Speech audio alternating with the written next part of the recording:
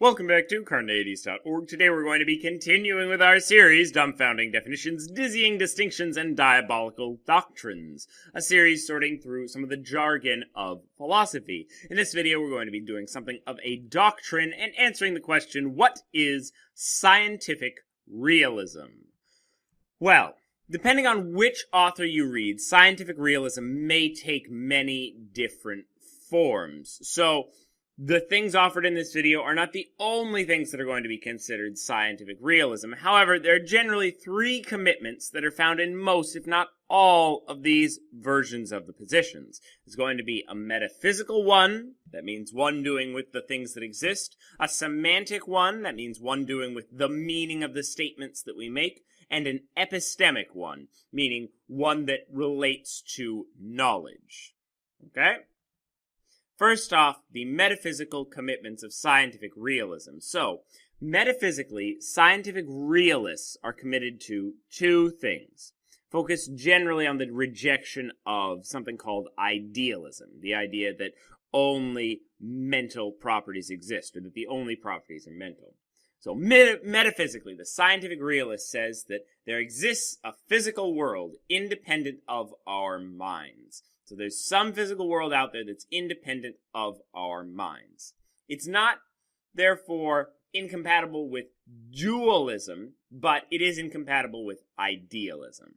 If you're curious about those positions, maybe we'll do some videos on them coming up. But basically, there's a physical world, there's something out there that's independent of our minds. And that world is the world that scientists study. So we're metaphysically committed to there being some world out there, and that world being the thing that scientists study. Scientists aren't just studying their own thoughts. They're actually studying something out there in the world that is real. Okay? Those are the metaphysical commitments, and basically they're going to go up against the idea of idealism, which is the claim that everything's mental, everything's in our minds, things only exist in the mind.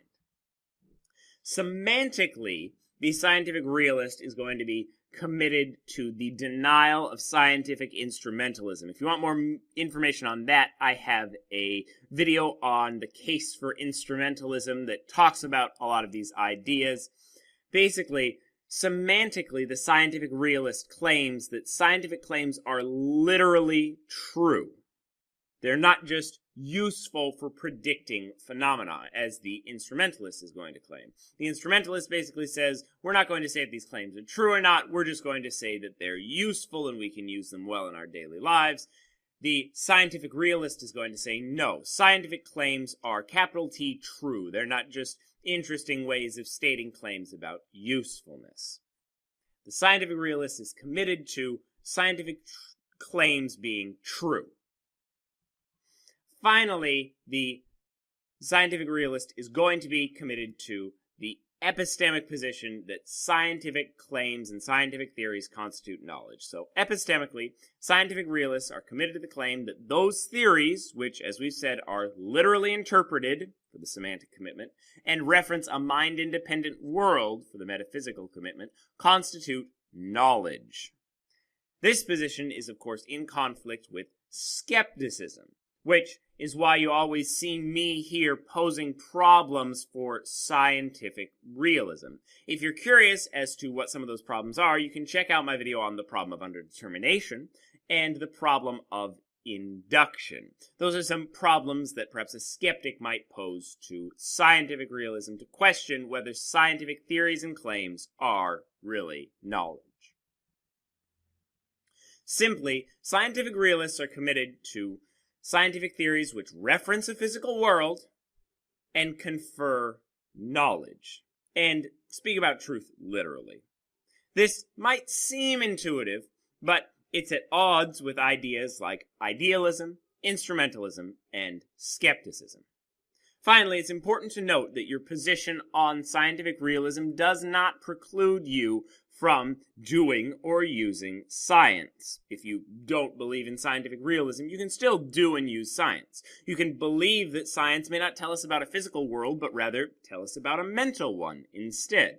Or not tell us good things about that physical world, or not study particularly that physical world, even though there maybe is a physical world out there, but maybe just tell us nonsense or not be what scientists are actually studying.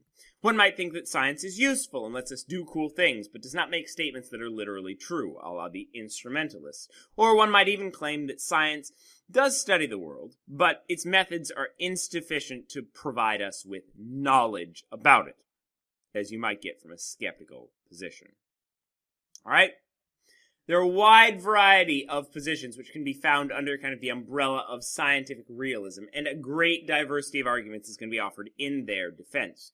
Check out Anjan Chakravarty, not sure if that's correct, article on scientific realism on the SEP Stanford Encyclopedia of Philosophy. For more information, watch this video and more here at Carneades.org, and stay skeptical, everybody.